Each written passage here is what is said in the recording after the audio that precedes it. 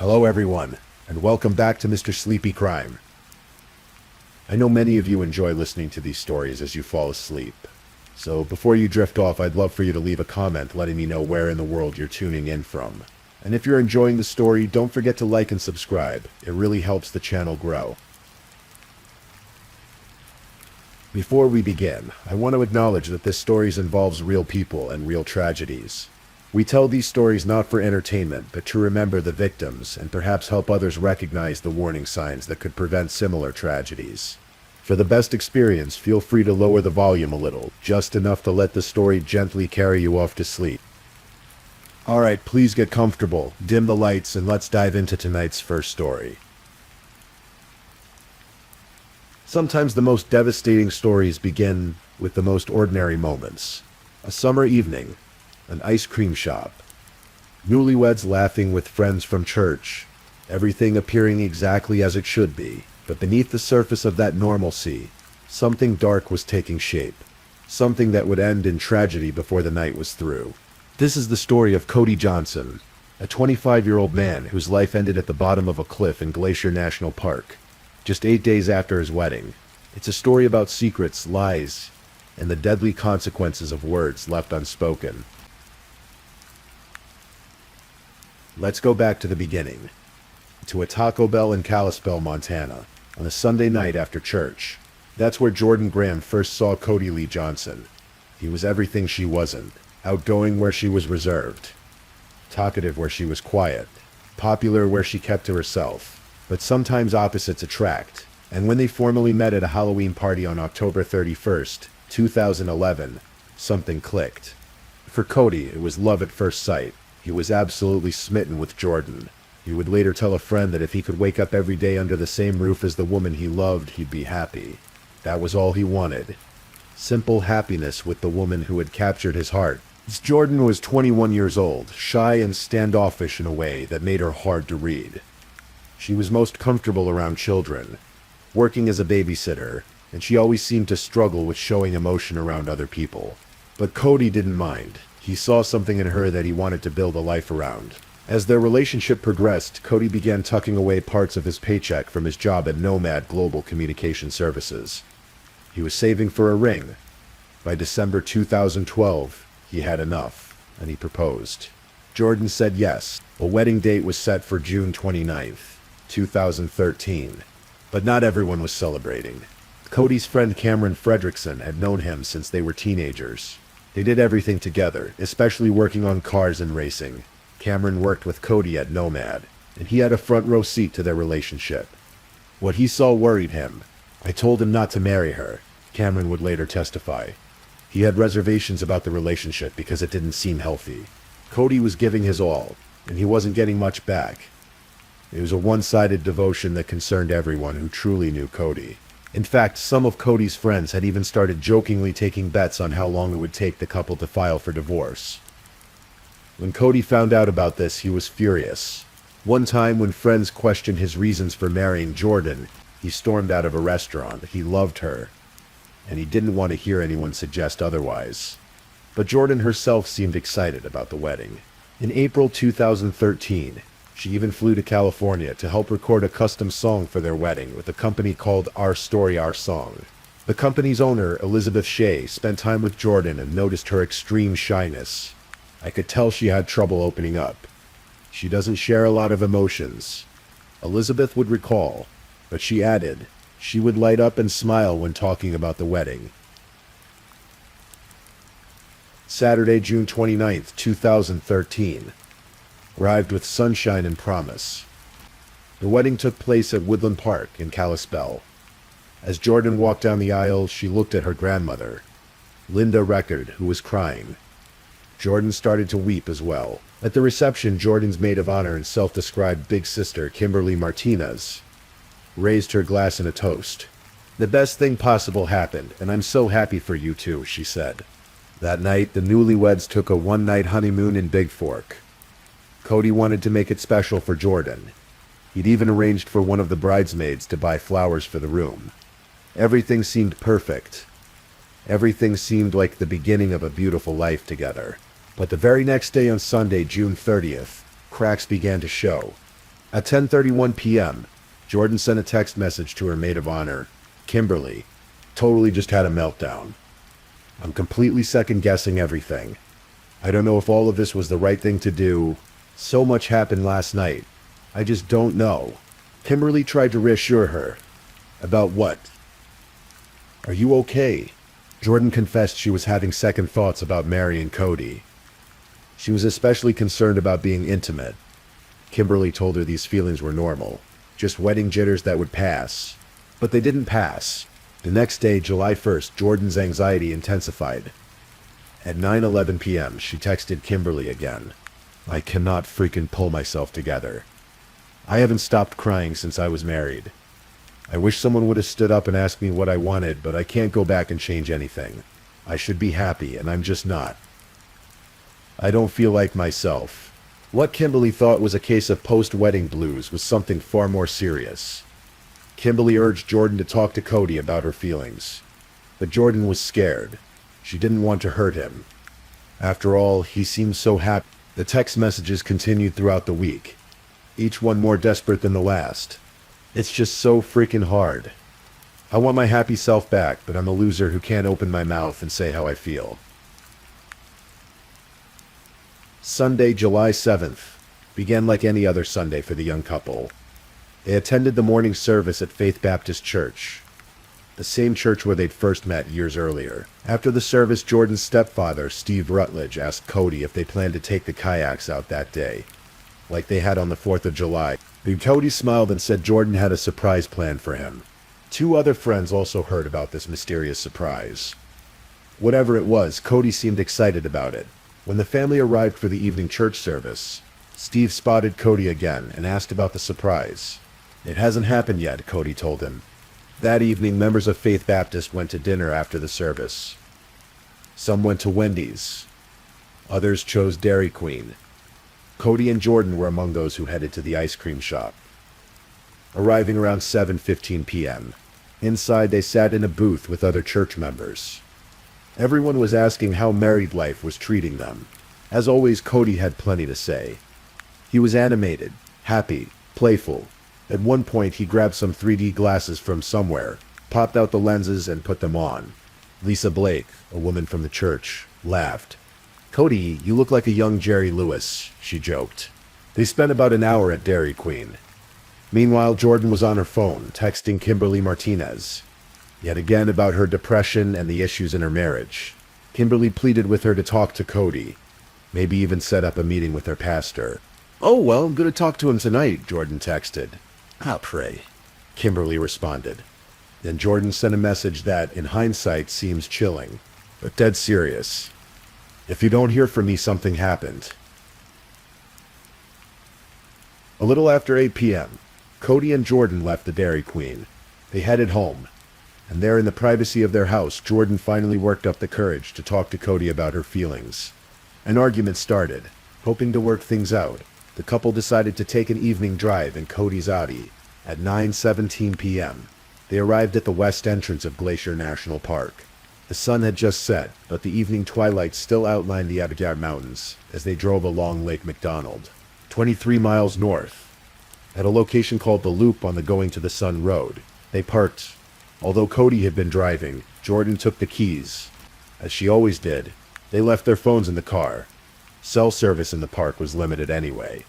Darkness was settling in as the couple started walking along the Loop Trail, a path that connects the Sun Road with Granite Park Chalet. Jordan was telling Cody that she hated when he talked to her like a child, that she wasn't happy.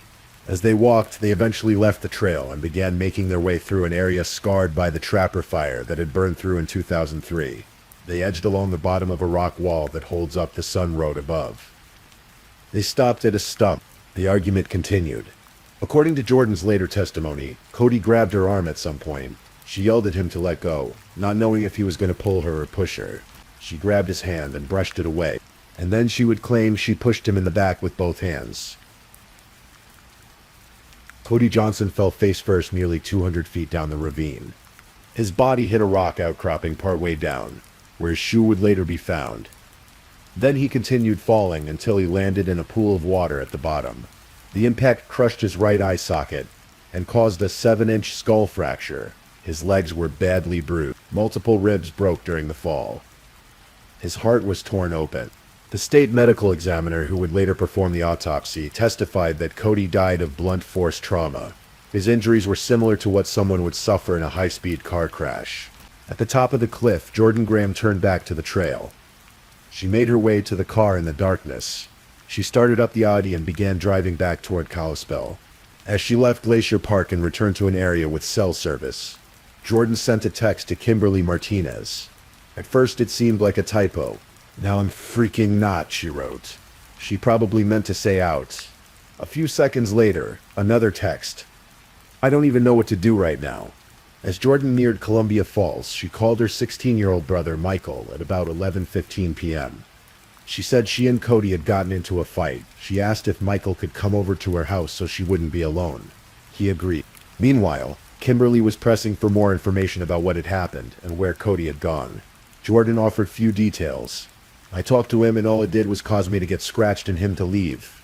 There's no way I'm going to be able to fall asleep. If I do, I won't wake up." But here's where things get truly bizarre. While Jordan was sending these frantic, worrisome messages to Kimberly, she was simultaneously having a completely different conversation with another friend from church.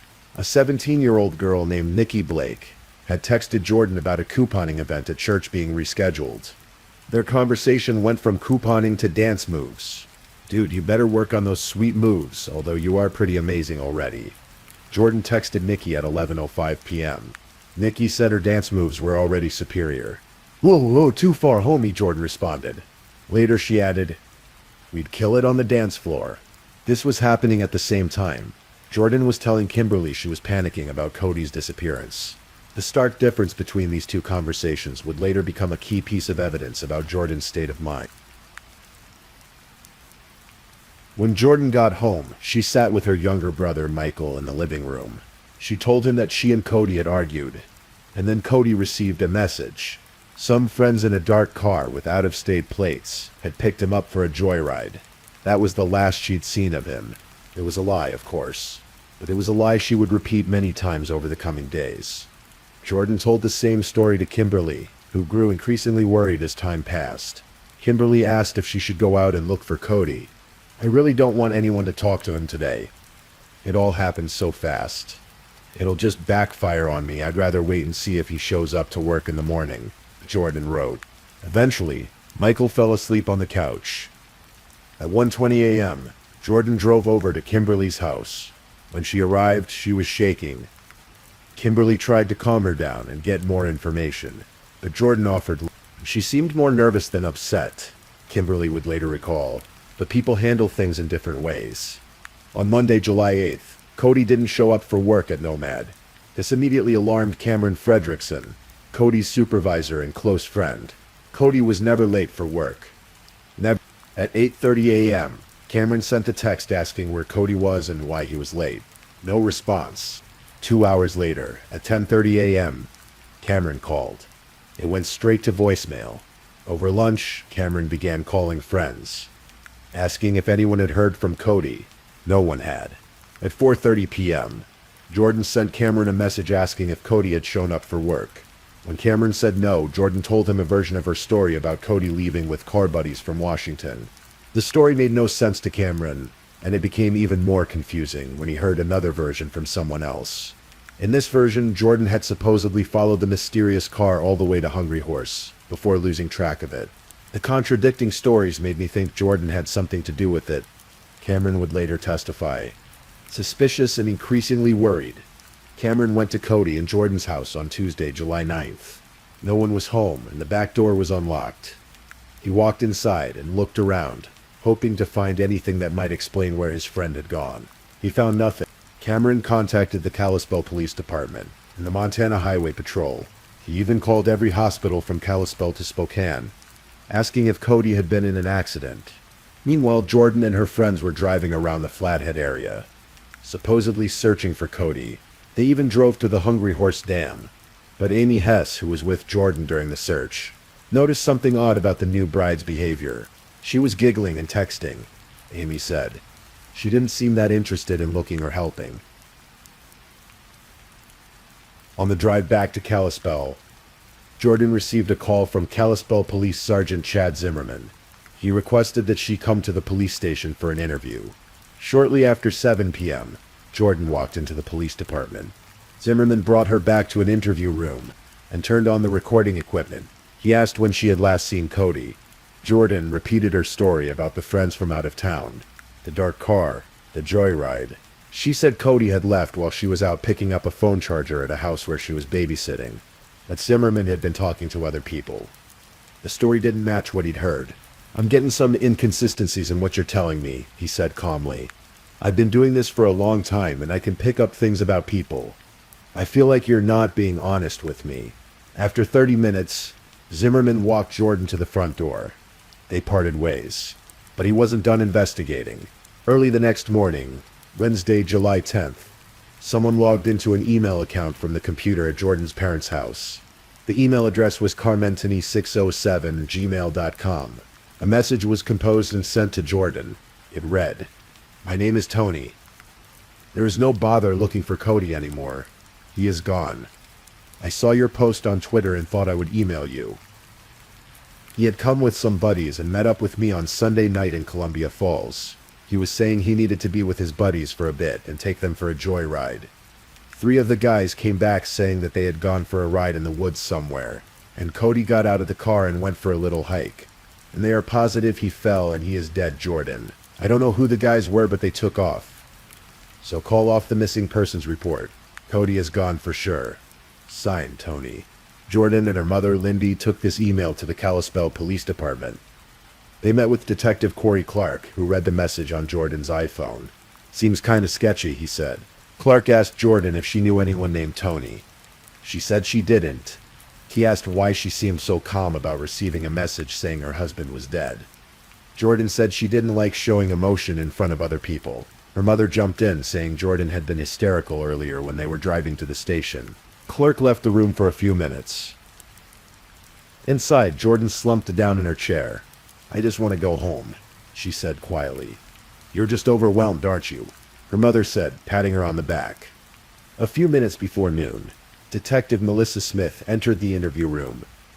She had been talking with Clark about the inconsistencies in Jordan's story. She slid a piece of paper across the desk, informing Jordan of her Miranda rights. Jordan was told she wasn't under arrest, but that she had the right to remain silent. Jordan signed the paper. She kept talking. She repeated the same story about the dark car and the friends from out of town. The detectives asked to see her phone and any text messages from Cody. Jordan claimed that she and Cody always erased their messages at the end of each day. When asked why, she said one of the children she babysat liked to mess with her phone. The detectives asked to borrow Jordan's phone to inspect it. She agreed. Later that day, the Kalispell Police Department sent a subpoena to Google for information about the Tony email address. What they discovered was damning. The account had been created from an IP address linked to Jordan's parents' computer, and it had been created on July 10th, the very morning Jordan had received the email. Jordan had sent the email to herself. Late that afternoon, Jordan and her family and friends headed to Glacier National Park to continue searching. That evening, they stopped at the Loop. Jordan got out of the car and wandered around the parking lot before walking to a rock wall. She said she wanted to climb down to look below the wall, but her brother Michael said it was too dark and too dangerous. The next afternoon, Thursday, July 11th, the group returned to Glacier. They stopped along the way to hang missing person posters. When they reached the Loop again, Jordan went back to the same spot on the wall. She climbed down and around to the bottom, looking down into the deep ravine below. Her family and friends asked why she was so fixated on this particular spot. "I just have a feeling," she said. After a few minutes of looking from different angles, Jordan stopped. She said she spotted something. Michael quickly joined her and looked where she was pointing. Nearly 200 feet below them, in the water at the bottom of the ravine, was Cody's body.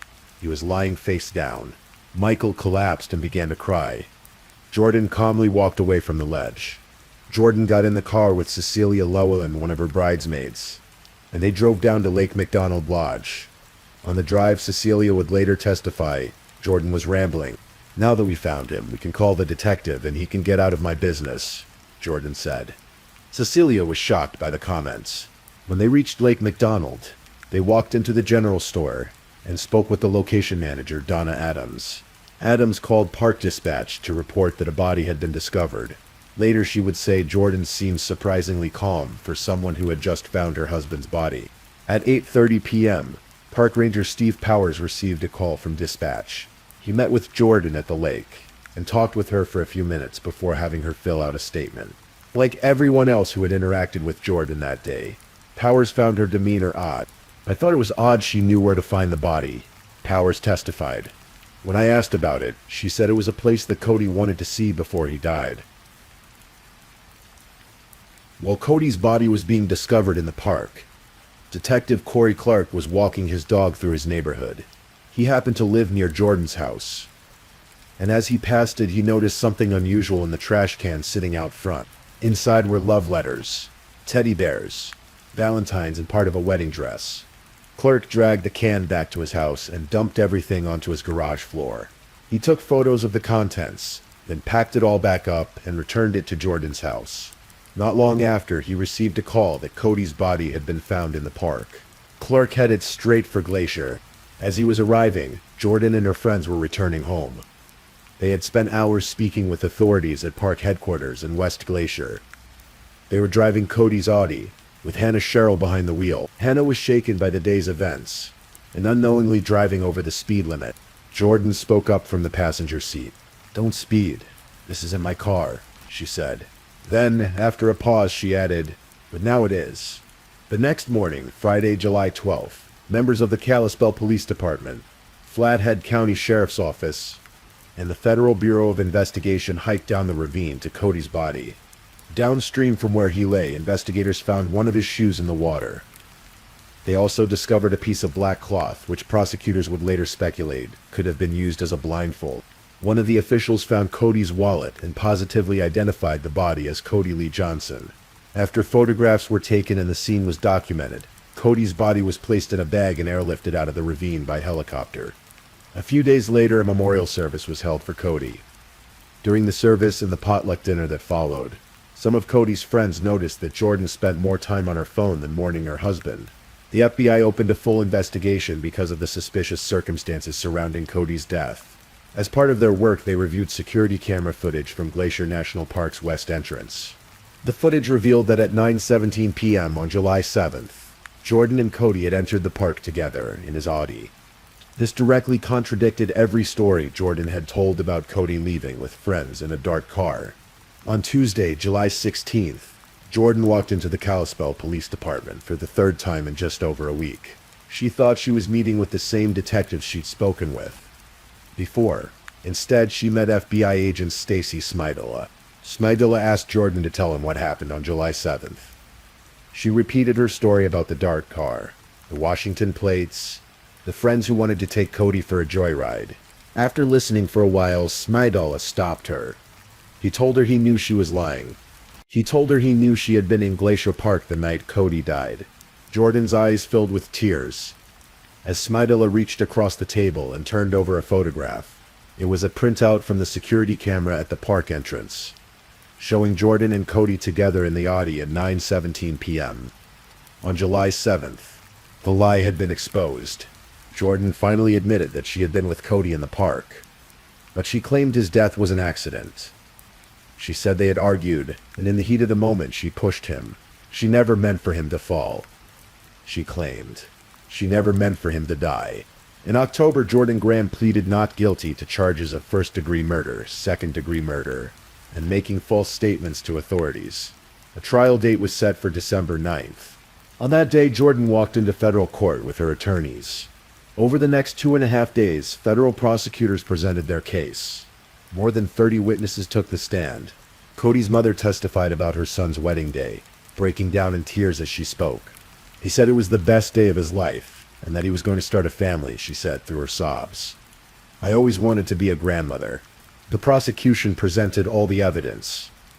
The text messages showing Jordan's unhappiness in the marriage, the fake email from Tony, the security camera footage, the way she had lied repeatedly to police, the strange calmness she displayed after finding Cody's body.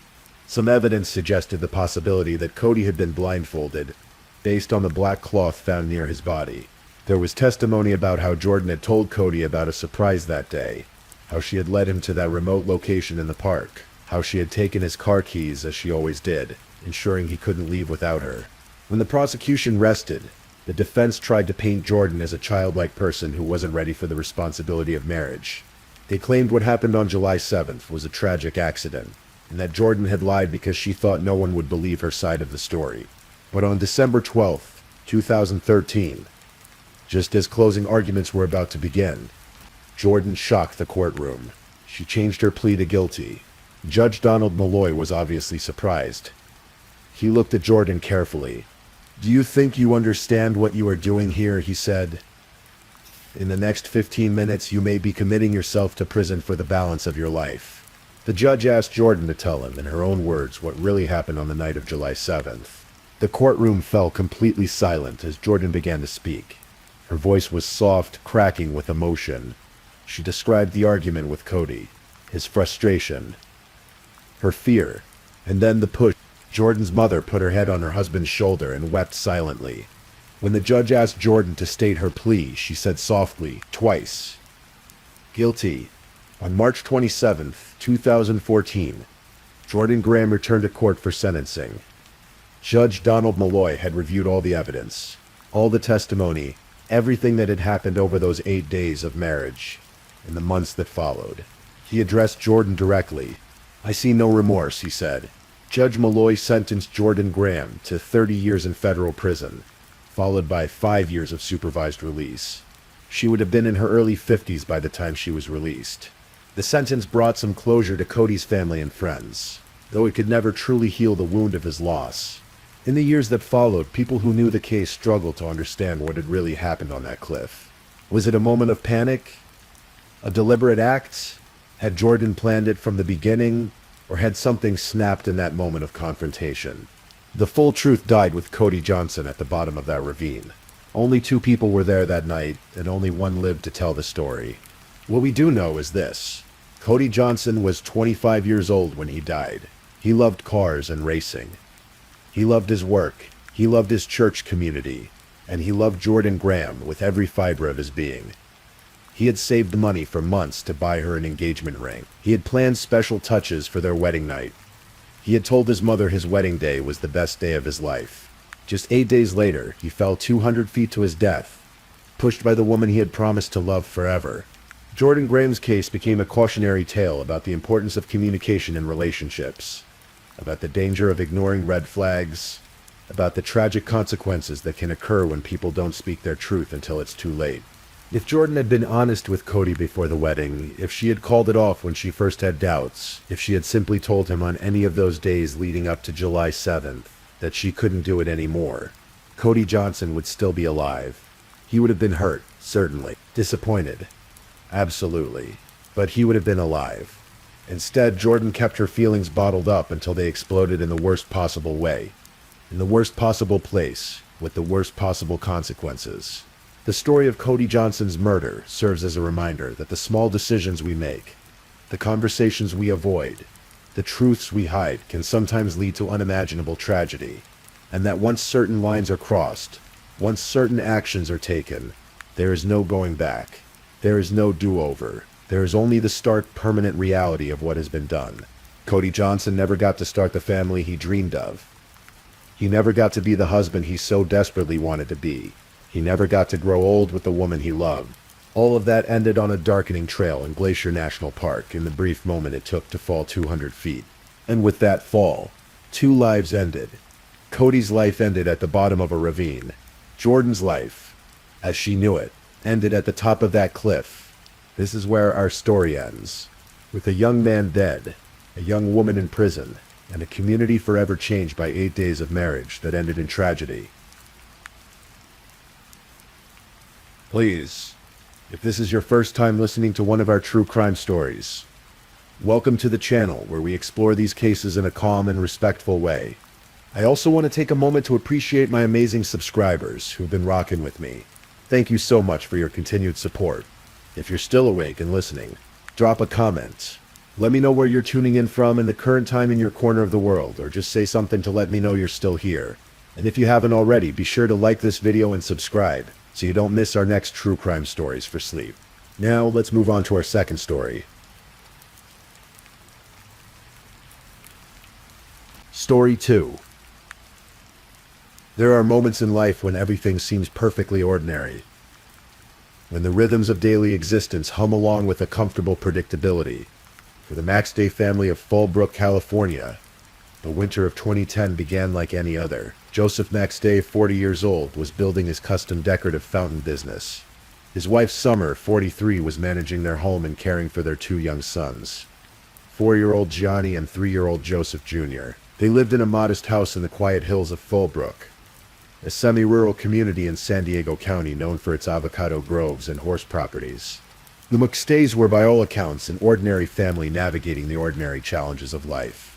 They had recently begun home renovations, small improvements to make their house more comfortable. Joseph's fountain business, earth-inspired products, was doing reasonably well, though like many small businesses, it required constant attention and energy. He worked closely with a business partner named Charles Merritt, friends called him Chase, who helped fabricate the custom water features that Joseph designed and sold. On February 4th, 2010, something happened in that house on Avocado Vista Lane. Something that would remain a mystery for nearly 4 years. When family members couldn't reach the Maxdays by phone for several days, concern gradually turned to alarm. Joseph's brother Michael tried calling repeatedly. The calls went unanswered. On February 15th, 2010, 11 days after anyone had last heard from them, Michael asked the San Diego County Sheriff's Department to conduct a welfare check. What deputies found when they entered the home was unsettling in its ordinariness. The house appeared as though the family had simply stepped out for a moment and never returned. 2 bowls of popcorn sat in the living room, the kernels still slightly spilled on the coffee table. In the kitchen, eggs had gone rotten. A lamp lay on the floor. There were open suitcases with folded clothing inside, as if someone had been packing for a trip but hadn't finished. Outside, the family's 2 dogs wandered the yard, hungry and confused, clearly neglected for days. There were no signs of forced entry, no evidence of a struggle, no blood, no indication of violence. The family's white Isuzu Trooper was missing. It was as if the Maxdays had walked out of their lives mid-sentence, leaving behind the mundane debris of an interrupted day. Investigators began piecing together the timeline. The last confirmed sighting of the family alive was the evening of February 4th. Joseph had spoken with his business partner Chase Merritt by phone that night around 8:28 p.m. It was a brief conversation about work. Nothing seemed unusual. After that call, the Maxdays seemed to vanish into the California night. 4 days later, on February 8th, the family's white Isuzu Trooper was found in a shopping center parking lot in San Ysidro, California, just a few blocks from the Mexican border. This discovery would shape the investigation for the next 3 years in ways that, in hindsight, seem almost tragic in their misdirection. Security cameras at the San Ysidro border crossing captured grainy footage from the evening of February 8th. The video showed 4 figures, 2 adults and 2 small children, crossing on foot into Tijuana, Mexico. The footage was of poor quality, pixelated, and unclear, but investigators believed they were looking at the Maxday family. The timing seemed to fit. The silhouettes could plausibly match. Based on this evidence, the San Diego County Sheriff's Department developed a working theory. The Maxdays had voluntarily crossed into Mexico. Perhaps they needed to get away. Perhaps Joseph was having business troubles, or personal troubles, or both. Perhaps the family simply wanted to disappear and start fresh somewhere else. In April 2013, the Sheriff's Department publicly stated that they believed the family was likely in Mexico, possibly even residing there permanently. It was a reasonable theory, given the evidence, but it was completely wrong. The months turned into years. The Maxday case became a media sensation, featured on America's Most Wanted and countless news programs. Theories proliferated. Some people believed the family had indeed fled to Mexico. Others suspected foul play. Internet sleuths dissected every detail of the family's life, looking for clues in phone records, bank statements, and social media posts. Joseph's business partner Chase Merritt gave interviews, expressing confusion and concern about his friend's disappearance. He described Joseph as a good man, A devoted father, someone who wouldn't just vanish without explanation. Merritt seemed as baffled as everyone else. Family members held out hope, clinging to the possibility that Joseph, Summer, Johnny, and little Joseph Jr. were alive somewhere, perhaps starting a new life under different names. As long as their bodies hadn't been found, hope could survive, however fragile. November 13th, 2013. A motorcyclist was riding through the Mojave Desert near Victorville, California, a vast empty landscape of sand and scrub brush, about 100 miles north of Fallbrook. He spotted something unusual lying on the ground. A small skull bleached by the sun. When San Bernardino County Sheriff's deputies arrived and began searching the area, they made a discovery that would finally answer one terrible question while raising a dozen others. In 2 shallow graves, they found 4 sets of human remains. The bodies had been there for years, decomposing slowly in the harsh desert climate. It took time to identify the remains, but the conclusion was inescapable. This was the McStay family. Joseph, Summer, Johnny, and Joseph Jr. had been found. They hadn't fled to Mexico. They hadn't started new lives. They had been murdered and buried in the desert. Their bodies hidden in graves so shallow that time and weather eventually exposed them. Near the remains, investigators found something else. A 3-pound sledgehammer. Forensic examination would reveal that all 4 victims had been beaten to death with a blunt object. The sledgehammer was likely the murder weapon. The careful work of forensic anthropologists would eventually reveal the brutality of what had happened. Joseph and Summer had suffered massive trauma to their heads. The children, those 2 little boys who should have been playing with toys, watching cartoons, living the innocent lives of 4-year-olds and 3-year-olds, had been killed with the same savage violence as their parents. The investigation took on new urgency and new direction. The McStays hadn't vanished voluntarily. They had been murdered, probably in their home on that February night in 2010, then driven more than 100 miles into the desert and buried. Their vehicle had been deliberately abandoned near the Mexican border to create a false trail to make investigators believe the family had fled the country. Detectives began re-examining everything they thought they knew about the case. They looked at Joseph's business relationships, his finances, his personal life. They analyzed phone records, bank records, and computer data. They re-interviewed witnesses and associates. On November 5th, 2014, nearly 5 years after the McStays disappeared, detectives arrested Charles Chase Merritt, Joseph's business partner and friend. Merritt, then 62 years old, was charged with 4 counts of murder. The prosecution's theory was straightforward, though built largely on circumstantial evidence. They alleged that Merritt had murdered the family because his business relationship with Joseph was deteriorating. Joseph had apparently been planning to cut Merritt out of their fountain business, or at least reduce his role. Prosecutors argued that Merritt, facing financial difficulties and angry about losing his business partnership, had killed Joseph and his entire family. The evidence against Merritt was extensive, though much of it was circumstantial. Cell phone records placed Merritt's phone near the McStay home around the time of the disappearance. Financial records showed that after the family vanished, checks were written from Joseph's business account to Merritt. Checks that prosecutors argued Merritt had written himself using QuickBooks software he had access to. DNA evidence suggested that Merritt had been inside the McStay family's vehicle, but perhaps most damning was Merritt's own behavior after the murders. Records showed he had gone on a gambling binge in the days following the family's disappearance, spending thousands of dollars at casinos. Prosecutors argued this was evidence of sudden wealth, money stolen from Joseph's business accounts. The trial began in January 2019, more than 9 years after the McStays were killed. It would last 4 months, becoming one of the longest and most complex trials in San Bernardino County history. Merritt's defense attorneys argued that the evidence was entirely circumstantial, that there was no direct proof linking their client to the murders. They pointed out that Merritt's DNA in the McStay vehicle wasn't necessarily incriminating. He worked with Joseph, so of course his DNA might be present. The financial transactions could be explained as legitimate business dealings. The cell phone location data was imprecise and unreliable. The defense also tried to point suspicion elsewhere, suggesting that other business associates of Joseph's might have had motives for murder. They mentioned Daniel Kavanaugh, another business partner who had allegedly threatened Joseph in online exchanges. They tried to paint a picture of alternative scenarios. Alternative suspects. Merritt's girlfriend testified that he had been home with her on the night of February 4th, 2010, the night the prosecution claimed he had murdered the family. But her testimony was challenged. Could she really remember with certainty where Merritt had been on one specific night nearly a decade earlier? The prosecution methodically presented their case. They walked the jury through phone records, financial documents, and forensic evidence.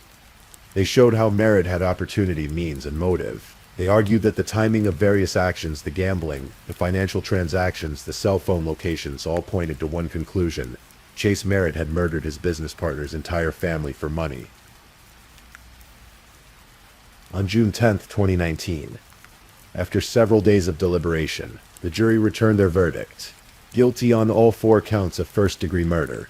Merritt showed little reaction as the verdict was read. In the gallery, members of the McStay family wept, tears of grief, but also perhaps tears of relief that someone was finally being held accountable for the deaths of Joseph, Summer, Johnny, and Joseph Jr. The penalty phase of the trial followed. The same jury that had convicted Merritt would now decide whether he should receive the death penalty or life in prison without the possibility of parole. Family members gave victim impact statements, describing the holes left in their lives by the murders, the grief that would never fully heal. On January 21, 2020, Judge Michael Smith formally sentenced Charles Chase Merritt to death. He was transferred to California's death row, where he remains incarcerated today. But even now, years after the conviction, questions linger. Some observers of the case have expressed doubts about Merritt's guilt. They point to the circumstantial nature of the evidence, to unexplored alternative theories, to inconsistencies in the prosecution's timeline. True crime authors have written books examining the case, some suggesting that the investigation was flawed, that other suspects were never properly investigated. Merritt himself continues to maintain his innocence. In prison interviews, he has insisted he did not kill the McStays, that he was Joseph's friend, that the evidence against him was misinterpreted or fabricated. His appeals continue to wind through the court system, though California's death penalty remains under a moratorium, so his execution is not imminent regardless. The truth, as it often is in cases built on circumstantial evidence, remains slightly out of focus. A jury heard the evidence and concluded that Merritt was guilty beyond reasonable doubt. But in the quiet moments, in the space between certainty and skepticism, doubts persist. What we know for certain is this: on a February night in 2010, 4 people, a father, a mother, and 2 small children, were brutally murdered. Their bodies were driven into the desert and buried in shallow graves, hidden away as if they had never existed. For nearly 4 years they lay there in the silent emptiness of the Mojave, while the world wondered what had happened to them. The desert, in time, gave up its secrets. The bones were found. A man was arrested, tried, and convicted. But the deeper questions, the questions about human nature, about what drives someone to commit such violence, about whether justice has truly been served, those questions remain open, echoing in the darkness. The McStay family home in Fallbrook stands quiet now, occupied by different people living different lives. The fountain business that Joseph built no longer exists. The 2 boys, who should be young men now, building their own lives and dreams, remain forever frozen at ages 4 and 3, their futures stolen on that February night. In the end, we're left with the weight of absence.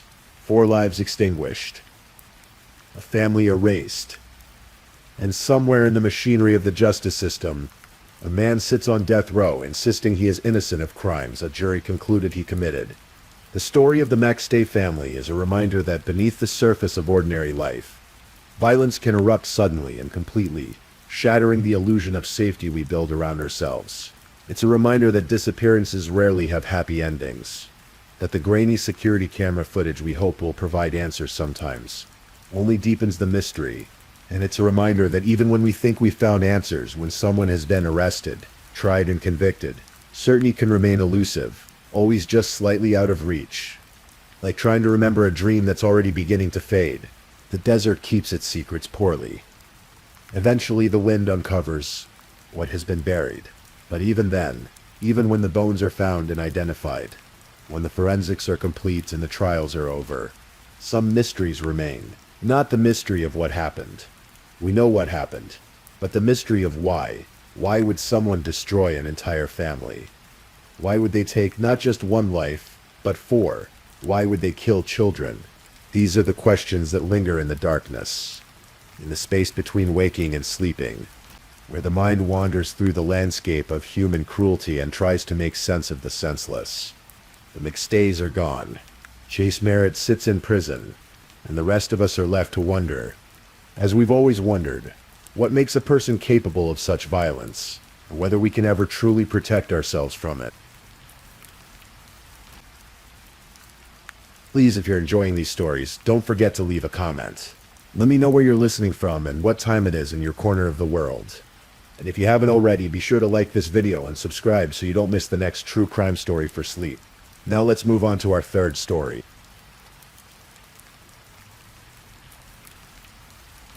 Story 3.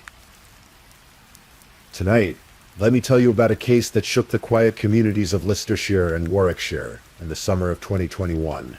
This is a story about trust betrayed, about a young woman with her whole life ahead of her, and about how quickly an ordinary evening can turn into something unimaginable. August 6, 2021 started like any other Friday for the Newborough family in Nuneaton, Warwickshire. It was one of those late summer days where the evening light stretches long across the Midlands, painting everything in golden hues. Inside their home, 23-year-old Megan Newborough was getting ready to go out for the evening. She was excited, maybe a little nervous, in that way people get when something new might be beginning. Megan was the kind of person who lit up a room when she walked in. Her mother, Elaine, would later describe her as lovely, inside and out. Her brother John would call her the glue that held the family together. She had a way about her, caring, cheeky, mischievous, the kind of daughter and sister who made family gatherings warmer just by being there. At 23, she was still living at home, but not because she lacked ambition or direction. She was someone who valued family, who saw no shame in being close to the people who loved her. She worked in human resources at Ibstock Brick, a manufacturing company in Ibstock, Leicestershire. It wasn't glamorous work, but it was steady, professional. She was building a career, building a life, and recently something else had been developing at work, something that made her heart beat a little faster when she checked her phone. There was a man, a colleague. His name was Ross McCullum, and he was 30 years old, 7 years older than Megan. He worked as a lab technician at the same company. They'd been exchanging messages over the previous weeks. The kind of messages that start professional and slowly tip into something else. Flirtatious, playful. The messages had been building towards something, and tonight was the night they were finally going to spend time together. Just the two of them. Before she left that evening, Megan told her parents where she was going. She was going to meet Ross at his home in Colville, just a short drive away. It was their first real date, if you could call it that, meeting at his place rather than somewhere public. But Megan seemed comfortable with it. She trusted him. They worked together. He seemed nice enough. She told her parents she'd be home by 9 o'clock. It was a simple promise, the kind young adults make to their parents to ease their minds. She got into her car and drove the route she'd driven so many times for work through the familiar streets of Nuneaton, out onto the roads that connected these small towns and villages. The drive to Colville was maybe 20 minutes, depending on traffic. As she drove, her phone was probably beside her, maybe showing directions to Ross McCullum's address on Windsor Close, where he lived with his parents. What Megan didn't know, what she couldn't have known, was that the man she was going to meet that evening was not who she thought he was. The friendly colleague, the man who'd sent those flirtatious messages, was a facade. Beneath it was someone else entirely, someone capable of unimaginable violence. Ross McCullum lived in a semi-detached house on Windsor Close in Colville, a quiet residential street like thousands of others across England. Neat gardens, parked cars, the occasional neighbor walking a dog. The kind of place where people recognize each other, where everyone knows everyone's business. Just enough to say hello, but not enough to pry. It was the kind of street where nothing bad ever seemed to happen. McCullum still lived with his parents at 30 years old. He worked at the same company as Megan, where he'd been trained by other lab technicians, including a man named Joe Howard, who would later testify in court about what kind of worker McCullum had been. To most people who knew him casually, he probably seemed ordinary enough. Quiet. Maybe. Kept to himself. But there were things about Ross McCullum that weren't apparent on the surface. During the trial that would come later, his defense would claim he suffered from post-traumatic stress disorder. that he'd been sexually abused by older children when he was young. They would argue that this trauma had left deep scars, that it had shaped him in ways that weren't immediately visible. Whether this was true or simply a convenient narrative constructed for his defense, we may never fully know. What we do know is what happened on the evening of August 6th. Megan arrived at Windsor Close sometime in the early evening. We know this because of the technology that surrounds us all now, the digital breadcrumbs we leave everywhere we go. McCollum's house had a Ring doorbell, one of those video doorbells that records everyone who approaches. The camera captured Megan arriving, captured her walking up to the front door. She looked relaxed, comfortable. There was no hesitation in her step, no sense of foreboding. She was just a young woman arriving for a date. She went inside. What happened in the next hour or so would be pieced together later through forensic evidence, through the testimony of pathologists and crime scene investigators, through the things McCollum himself would eventually admit to, though he would try desperately to spin the story in his favor. According to McCollum's own account, though the prosecution would challenge every aspect of his version of events, he and Megan spent time together in his room. In his telling, things became sexual. He claimed that during this encounter he suddenly experienced a flashback to his alleged childhood abuse. He said he lost control. He said he didn't mean for what happened next to happen. But the physical evidence told a different story. It told the story of violence that was deliberate, sustained, and calculated. At some point between 8:08 p.m. and 8:49 p.m., the prosecution would establish this timeline through phone records and other digital evidence. Ross McCollum strangled Megan Newborough. He put his hands around her throat and squeezed until she couldn't breathe anymore, until her struggles weakened and then stopped. But he didn't stop there. After strangling her, after Megan was already dying or dead, McCollum took a knife and cut her throat. The medical examiner who later performed the autopsy would determine that this wasn't a single panic slash. It was deliberate. It was violent. It was, in the words of the judge who would eventually sentence McCollum, truly dreadful. Megan Newborough died in that house on Windsor Close, 23 years old, with her whole life stretching ahead of her, and it ended in a room in Colville on a Friday evening in August. The prosecution would later argue that McCollum had killed her after she started talking about the future, after their casual flirtation began to feel too serious, too committed. According to testimony that would emerge, Megan had even apologized to McCollum as he was killing her, though what she could have been apologizing for, what any victim apologizes for in those final desperate moments, is something that haunts the imagination. But if McCollum had panicked after killing Megan, if he had immediately called for help or confessed to what he'd done, this would be a different kind of story. Instead, what happened next showed a level of calculation that would ultimately convince a jury he was guilty not of manslaughter but of murder. After Megan was dead, Ross McCollum began an elaborate cover-up. His movements over the next hours were captured by various CCTV cameras around Colville and the surrounding areas, creating a timeline that investigators would later piece together like a puzzle. First, McCollum wrapped Megan's body. He put her in his car, whether she was still in his room or he'd moved her to the vehicle immediately. Exact sequence isn't clear, but he transported her. He drove out of Colville, heading toward a place called Beacon Hill Country Park in the nearby village of Woodhouse Eaves. Beacon Hill Country Park is beautiful in the daylight. Rolling hills, ancient woodlands, sweeping views across the Leicestershire. It's the kind of place families go for weekend walks, where couples hike to watch the sunset, where the only sounds are birdsong and wind through the trees. But at night it becomes something else.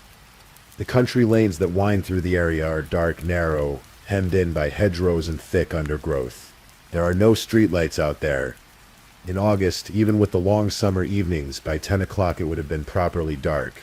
McCollum drove along one of these country lanes until he found what he was looking for, a spot where thick bracken and undergrowth bordered the road. He stopped the car. He pulled Megan's body out and dragged it into the vegetation, pushing it deep into the bracken where it wouldn't be visible from the road. He left her there, hidden in the darkness, and drove away. But he wasn't done yet. McCollum drove Megan's car to Loughborough, several miles away. He left it in the car park of Loughborough College, a place where an abandoned car might not be noticed immediately among the vehicles of students and staff. CCTV cameras captured him parking the car and walking away from it. Then began the cleanup. McCollum returned home and started disposing of evidence. CCTV footage would later show him making multiple trips to various locations, dumping items in different bins around the area.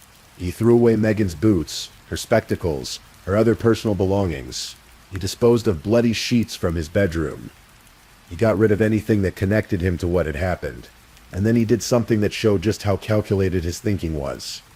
He started researching. Investigators who later examined McCollum's internet search history found that he had Googled information about serial killers. He searched for details about Ian Huntley, the man who murdered 2 schoolgirls in Soham in 2002. He looked up information about Peter Sutcliffe, the Yorkshire Rip. What was he looking for? Perhaps he was trying to learn from their mistakes, to understand how they'd been caught. Perhaps he was comparing himself to them in some twisted way. Or perhaps he was simply spiraling, unable to process what he'd done, seeking some framework to understand the unimaginable act he'd committed. Meanwhile, back in Nuneaton, the Newborough family was beginning to worry. 9 o'clock came and went. Megan hadn't come home. They tried calling her phone, but there was no answer. As the evening stretched into night, worry turned to real fear. They reported her missing to the police. What do you do when someone you love doesn't come home? When the clock keeps ticking and their phone keeps going to voicemail and every minute that passes feels like an hour? The Newboroughs could only wait and hope and try not to imagine the worst. The police began investigating immediately. They knew Megan had gone to meet Ross McCollum. Her parents had told them that, so McCollum quickly became a person of interest. Officers went to his house on Windsor Close to question him. And this is where McCollum made a decision that would ultimately seal his fate. Instead of maintaining his cover, instead of sticking to whatever story he might have prepared, he agreed to help the police search for Megan. Perhaps he thought it would make him look innocent, concerned, helpful. Perhaps he thought he could control the situation by being there when they found her. The search team went out into the darkness around Beacon Hill. A police helicopter was deployed, its searchlight illuminating the countryside below. Officers walked the country lanes with torches, calling Megan's name into the darkness, and Ross McCollum was with them, the man who knew exactly where she was, walking alongside the police as they searched. At 1:24 a.m. on August 7th, now technically Saturday morning, a new day, a police dog handler found Megan's body in the undergrowth, beside the country lane. The officer would later testify that it was visibly apparent she was dead. McCollum had led them almost directly to the spot. Whether he did this because he thought it would look better if he helped find her, or because he simply couldn't maintain the pretense any longer, we don't know. But the decision to help with the search was catastrophic for his defense. 4 days later, on August 10th, Ross McCollum was charged with Megan Newborough's murder. But the story doesn't end there, because while McCollum was in custody, while he was being questioned and charged, he made one final calculated move that would prove just how cold and deliberate his thinking was. He called Megan's phone and left her a voicemail. Think about that for a moment. Megan was dead. Her body had been found. McCollum had been arrested and charged with her murder, and yet he called her phone, knowing she would never answer, knowing her family might hear the message, and left what the press would later describe as a heartless voicemail. The contents of that voicemail weren't made fully public, but the fact that he made the call at all speaks volumes. Was it a final attempt to create some kind of alibi, to suggest he didn't know she was dead? Was it some twisted attempt to seem concerned, to create a record of him trying to reach her? Or was it something darker, a message meant for her family, knowing they might hear it? Whatever his reasoning, it was chilling evidence of a mind that continued to calculate and manipulate even after the act itself. The trial began at Leicester Crown Court in November 2022, more than a year after Megan's death. It would last 6 weeks during which Megan's family, her mother Elaine, her father Anthony, her brother John, and her sister Claire sat in the courtroom every day, listening to the details of what had happened to their daughter and sister. McCollum had already pleaded guilty to manslaughter. His defense strategy was clear. Yes, he had killed Megan, but it wasn't murder. It was manslaughter. He claimed diminished responsibility due to his alleged PTSD.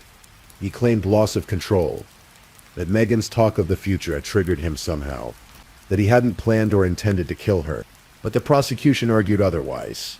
They presented the evidence piece by piece, building a picture not of a man who lost control, but of someone who killed deliberately. and then went to extraordinary lengths to cover it up. They showed the jury the CCTV footage of McCollum disposing of evidence in multiple locations. They presented his internet searches about serial killers. They explained the timeline showing that he had ample time between killing Megan and disposing of her body to call for help, to confess, to show some shred of remorse. The prosecution called him cunning, calculated, resourceful. They said his actions after the killing showed clear thinking and planning, not the behavior of someone who had lost control. Medical experts testified about Megan's injuries, about the violence required to inflict them. Character witnesses spoke about who Megan had been, her warmth, her kindness, her closeness to her family.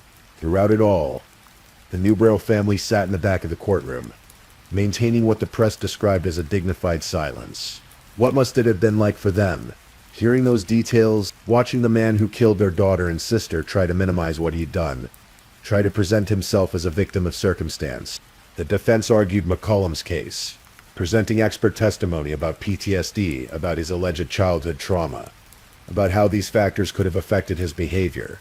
But the jury had seen the evidence. They had heard about the cover-up, about the disposal of evidence, about the searches for information about serial killers. On December 12, 2022, after 6 weeks of testimony and evidence, the jury delivered their verdict. Guilty. Guilty of murder, not manslaughter. The jury rejected McCollum's claims of diminished responsibility and loss of control. They concluded that he had murdered Megan Newborough deliberately, and that everything he did afterward showed consciousness of guilt and an attempt to evade justice. In the back of the courtroom, the Newborough family cried and hugged one another. 4 days later, on December 16th, Ross McCollum returned to Leicester Crown Court for sentencing.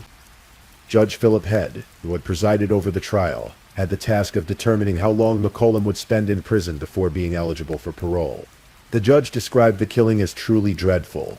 He spoke about Megan Newborough, calling her stellar, saying she had her whole life ahead of her, and then he spoke words that must have resonated with everyone in that courtroom.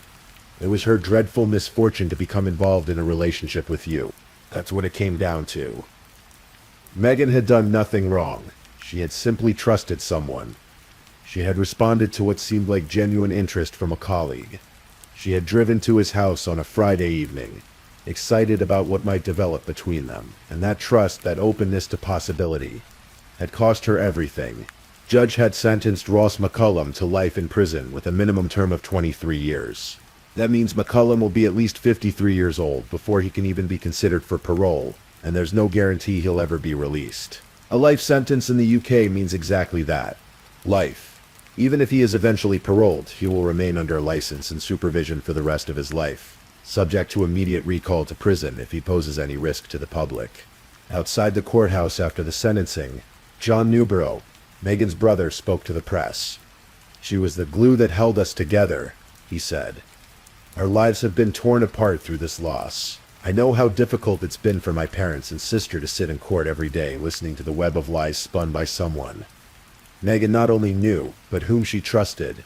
That word again, trusted. But the story still doesn't end there. Because for the Newborough family, there is no end.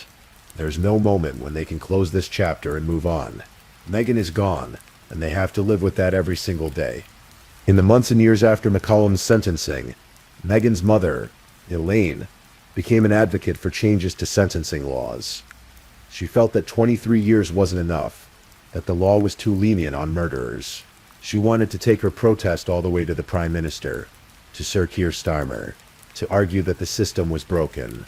"We are still living a nightmare," she told reporters. And that's exactly what it is for families like the Newboroughs. A nightmare that doesn't end when the trial is over, when the sentence is handed down. They have to wake up every day knowing that Megan is gone, that all her potential, all her future was stolen in a single night of violence. The case received significant media attention. Sky True Crime featured it in their series Killers Caught on Camera, examining how digital evidence, CCTV footage, Ring doorbell video, WhatsApp messages, internet search history had helped bring McCollum to justice. The program showed the chilling Ring doorbell footage of Megan arriving at the house, walking up to the door with no idea what was about to happen to her. The British Murders podcast covered the case in detail. Local news in Nuneaton and Colville reported extensively on the trial and its aftermath. Megan's story became one of those cases that resonates beyond its immediate geography. that makes people everywhere think about trust, about vulnerability, about how quickly an ordinary evening can turn into tragedy. What do we make of a case like this? What lessons do we draw from it, if any? There's the obvious issue of safety, of being careful about meeting people alone, especially people you don't know well. But Megan knew Ross McCullum. They worked together. He wasn't a stranger from the internet. He was a colleague, someone she saw regularly, someone who seemed normal enough. How do you protect yourself from someone who seems safe, but isn't? There's no good answer to that question, and that's what makes cases like this so disturbing. Megan didn't do anything wrong. She wasn't reckless or naive.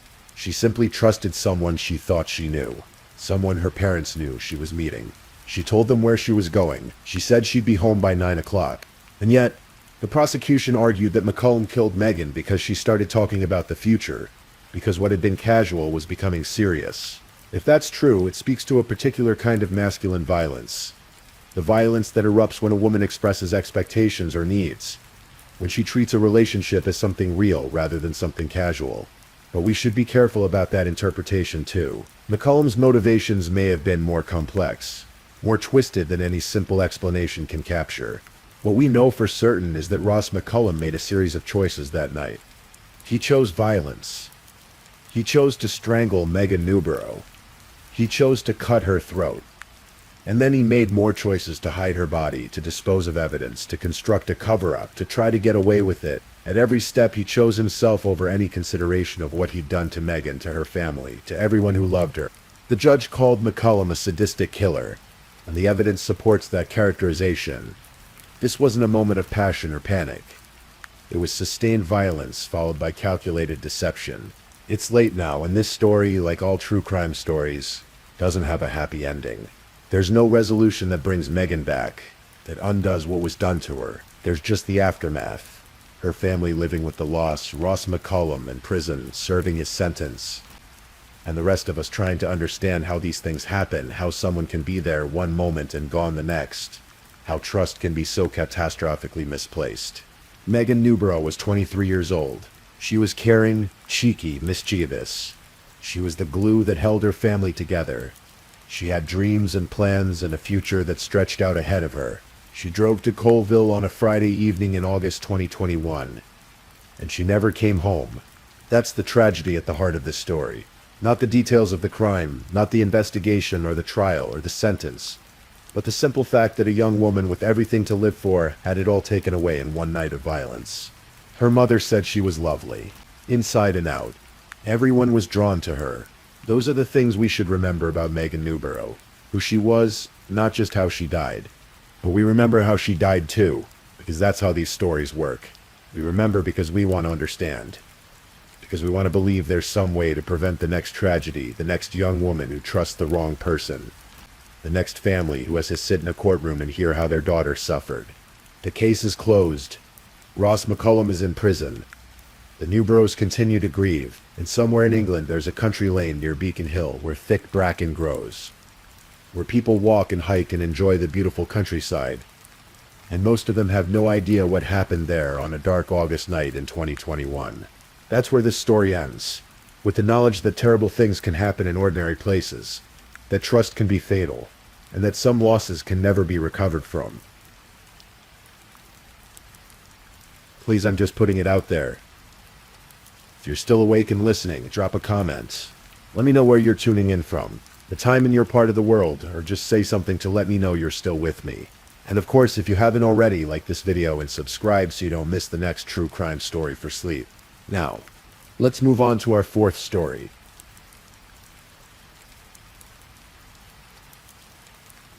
Story 4. Sometimes the most devastating crimes are the ones that begin with trust.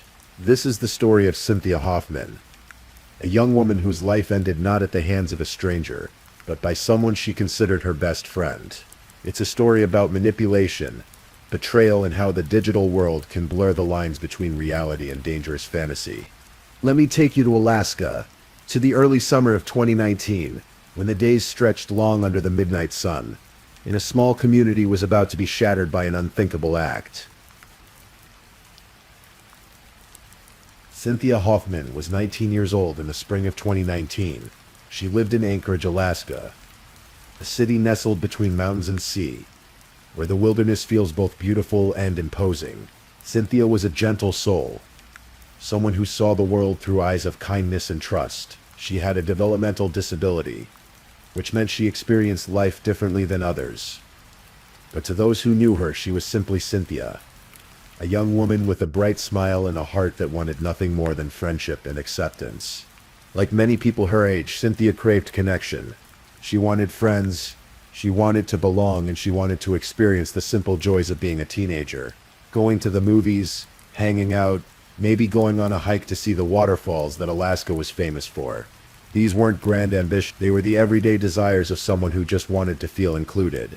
And she thought she had found that in Denali Bremer. Denali was 18 years old, just a year younger than Cynthia, but in many ways they seemed to exist in different worlds. While Cynthia approached life with openness and vulnerability, Denali was navigating her own complicated existence. By all accounts, Cynthia considered Denali her best friend. It was a friendship that Cynthia treasured, one that made her feel valued and seen. But friendships, like anything precious, can be fragile, and sometimes they can be weaponized. While Cynthia was living her life in Alaska, hundreds of miles away in the small town of New Salisbury, Indiana, a man named Darren Schulmiller was living in his own world. At 21 years old, Darren spent much of his time online, inhabiting digital spaces where he could be anyone he wanted to be. And what Darren wanted to be was someone powerful, someone wealthy, someone who could control others. Darren created an online persona. He called himself Tyler, and in this fictional identity he claimed to be a millionaire, a man of means and influence. It's unclear exactly when Darren first connected with Denali Bremer online, but by early 2019 the two had struck up what appeared to be a relationship. To Denali, Tyler was everything that her ordinary life in Anchorage was not. He promised excitement, money, and attention, but Tyler wasn't real. Darren Schulmiller, sitting in his room in Indiana, was orchestrating an elaborate catfishing scheme, and what began as deception would soon spiral into something far darker. According to investigators, Darren began making unusual requests of Denali. He wanted photographs, videos, not just of her life, but of things that crossed moral and legal boundaries. He exploited her, manipulating her into believing that these acts would bring rewards. Money, specifically. Millions of dollars, he promised. $9 million to be exact. But there was a condition. Darren wanted something extreme, something unthinkable. He wanted Denali to commit murder, and he wanted her to document it. It's difficult to understand how someone could agree to such a request. How does a person go from living an ordinary life to planning to take another human being's life? Psychologists who study manipulation and coercive control might point to several factors. Isolation, the desire for validation, the gradual escalation of requests that slowly normalize the abnormal. And Denali didn't immediately jump to murder. According to court documents, there was a progression of requests from Darren, each one pushing boundaries a little further. And somewhere along the way, whether out of desperation, delusion, or a toxic combination of both, Denali began to entertain the idea. She needed a victim, and that's when she thought of Cynthia. Cynthia, who trusted her completely. Cynthia, who would never suspect that her best friend could harbor such terrible intentions. Cynthia, whose vulnerability made her an easy target. But Denali didn't act alone. She began recruiting others, pulling more young people into this twisted plot. There was Caden McIntosh, who was only 16 years old at the time. There was Caleb Leyland, who was in his early 20s. These were teenagers and young adults who should have been focused on school, jobs, and figuring out their futures, not planning a murder. The promise of money was the lure. Darren Schulmiller, from his computer in Indiana, had convinced multiple people in Alaska that they would all be millionaires if they just did this one terrible thing. The fact that Tyler was fake, that there was no $9 million, that Darren himself barely had enough money to pay his own bills. None of that mattered. The promise was enough. Caleb Leyland provided something crucial to the plan. His vehicle. He agreed to let Denali borrow his SUV, understanding what it would be used for. In exchange, he expected a cut of the promised money.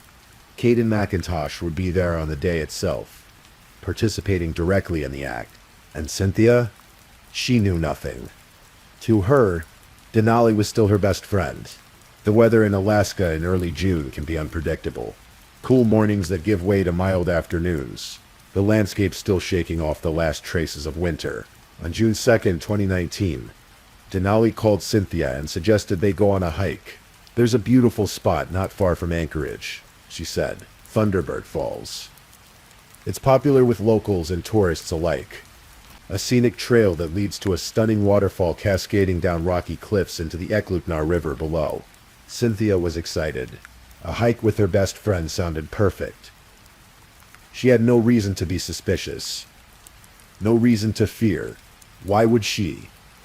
Friends go hiking together all the time.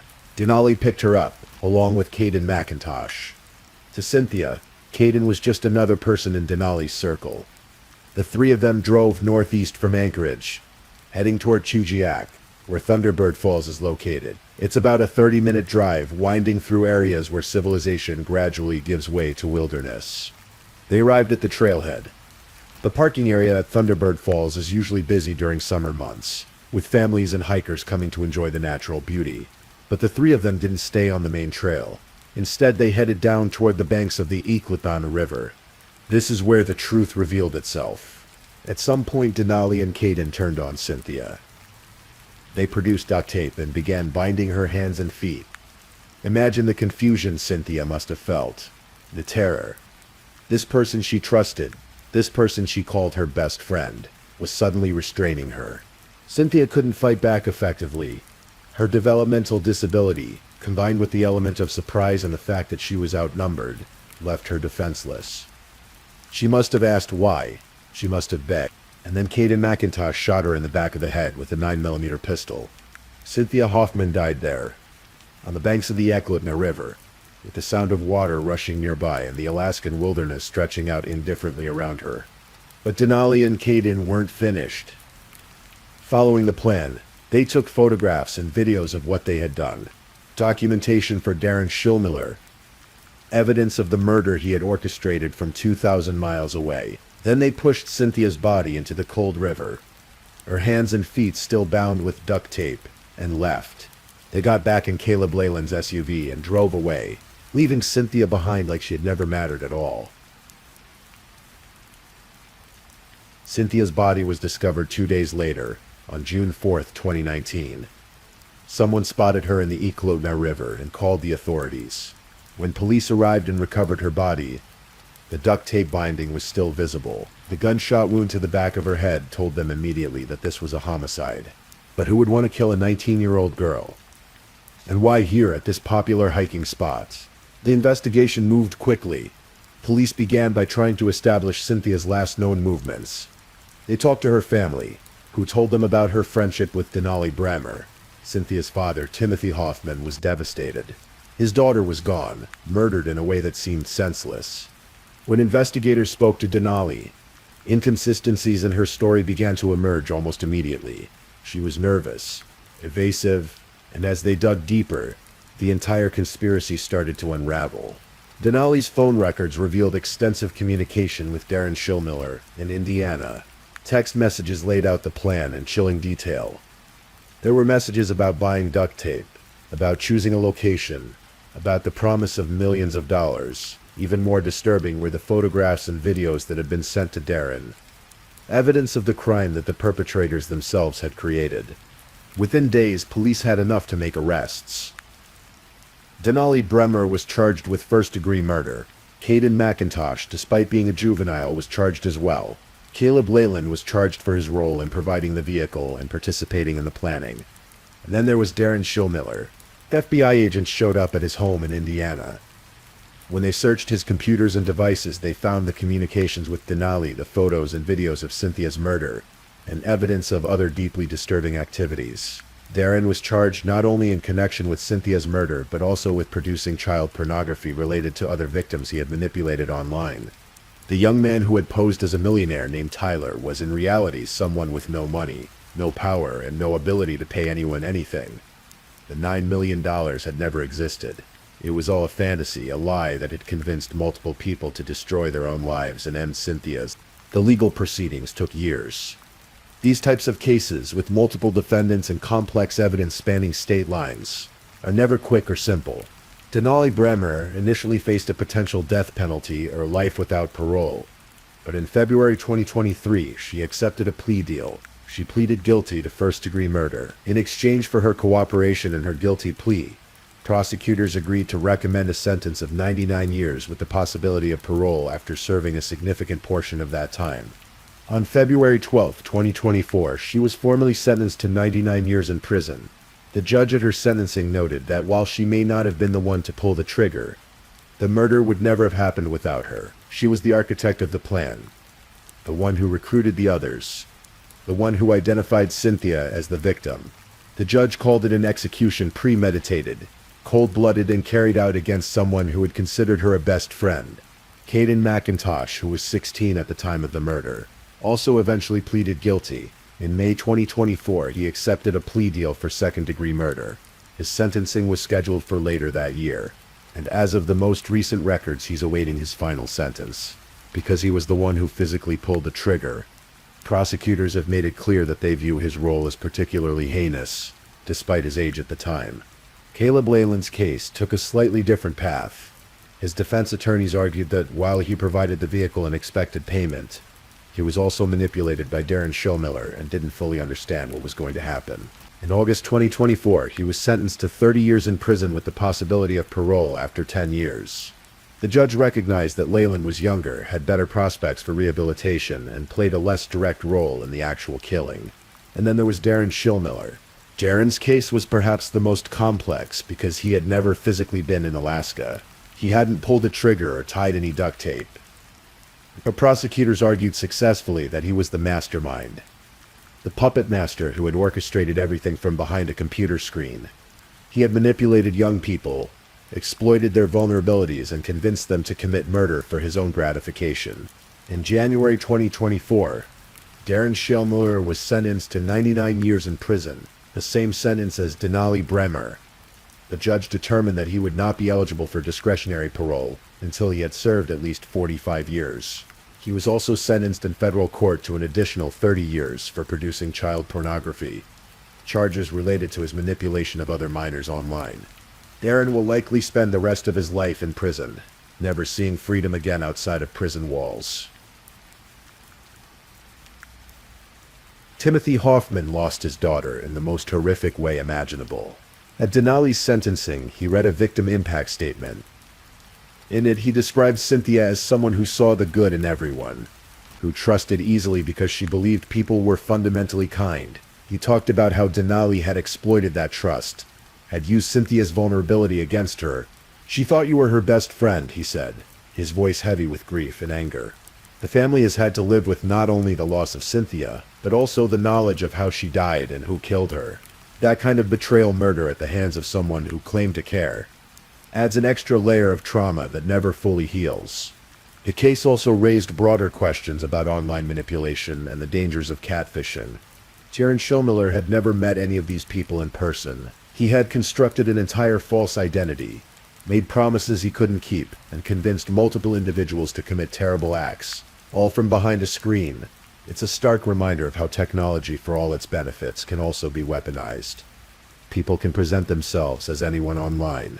They can manipulate, exploit, and harm without ever leaving their homes. And young people, particularly those who are vulnerable or seeking acceptance, can be especially susceptible to these tactics.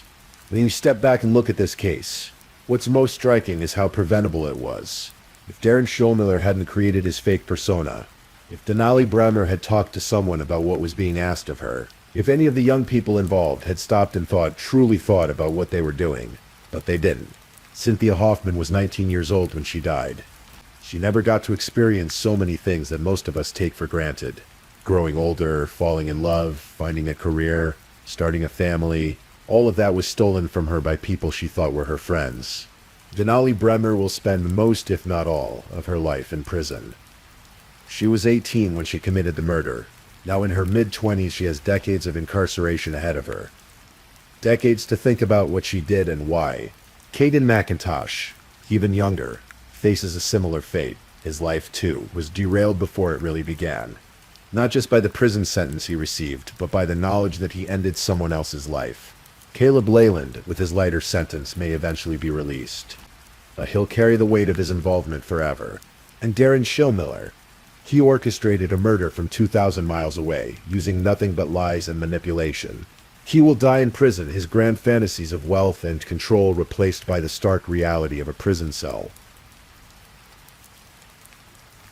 If you visit Thunderbird Falls today, you'll find it much as it was before June 2019. The waterfall still cascades down the rocks. Hikers still walk the trails.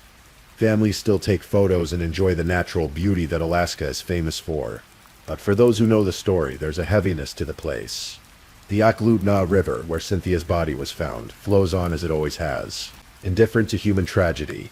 There's no memorial marker at the exact spot where Cynthia died. Her family has honored her memory in their own private ways, away from the public eye. The locals remember. They remember the news stories, the shock that rippled through the community, the trial updates that seemed to drag on for years. And they remember Cynthia, not as a victim of a senseless crime, though she was that, but as a young woman who deserved better, who deserved friends who actually cared about her, who deserved to live a full life. True crime stories are often about trying to understand the incomprehensible. We search for explanations, for something that makes sense of senseless violence. Sometimes we find them. Mental illness, abuse, desperation. Other times we find only emptiness. In the case of Cynthia Hoffman's murder, we have pieces of an explanation. We know about Darren Schillmiller's manipulation. We know about the promise of money that was never real. We know about the vulnerability of young people who were catfished into committing an unthinkable act. But none of it truly explains how someone could kill their best friend, how someone could look at another human being, someone who trusted them, someone who cared about them, and decide that their life was worth less than a fantasy promise of wealth. Perhaps that's the real horror of this case. Not just that it happened, but that it was so utterly pointless. Cynthia died for money that didn't exist, killed by people who were deceived by someone they'd never met. All for the sick gratification of a man who wanted to feel powerful. In the end, everyone involved lost. Cynthia lost her life. Her family lost a daughter. The perpetrators lost their freedom and any chance at normal lives. And the community lost its sense of safety, confronted with the reality that evil doesn't always come from strangers. Sometimes it comes from the people right next to us wearing the mask of friendship. As of 2025, most of the legal proceedings have concluded. Denali Bremer and Darren Schillmiller have both filed appeals of their 99-year sentences, though legal experts suggest these appeals are unlikely to succeed given the overwhelming evidence. And the fact that both pleaded guilty. Caden McIntosh's final sentencing is expected in 2025, and Cynthia's family continues to advocate for the maximum sentence possible. Her uncles have been particularly vocal, attending every hearing, making sure that Cynthia's memory is honored and that justice is served. Caleb Leyland is serving his 30-year sentence and will be eligible for parole in the 2030s. The case has been studied by experts in criminal psychology and online safety, used as an example of how catfishing schemes can escalate to violence and how vulnerable populations can be particularly at risk.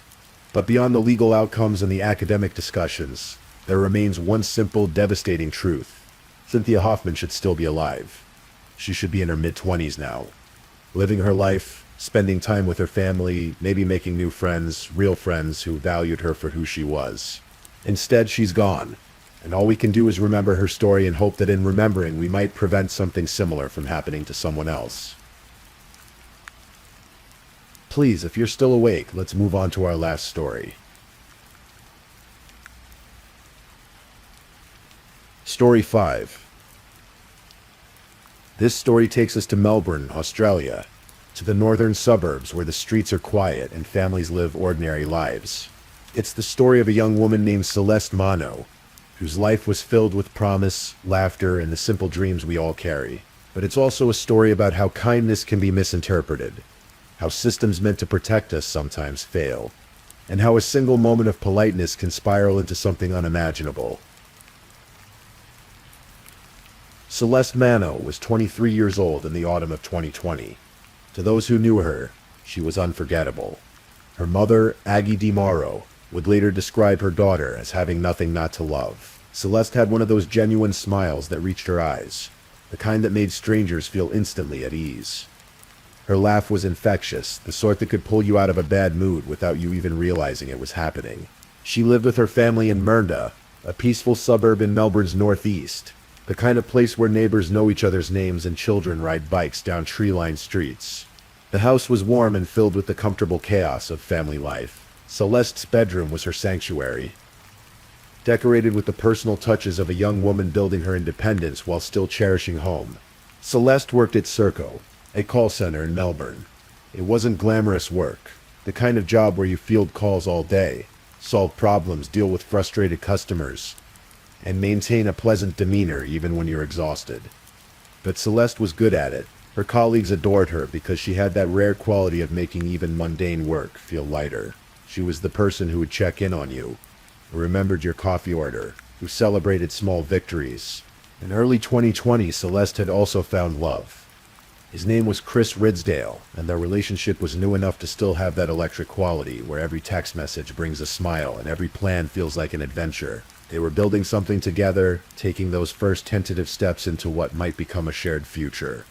Celeste's life, by all measures, was moving in the right direction.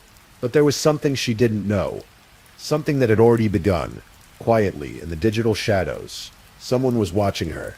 Someone had become fixated on her in a way that would prove catastrophic.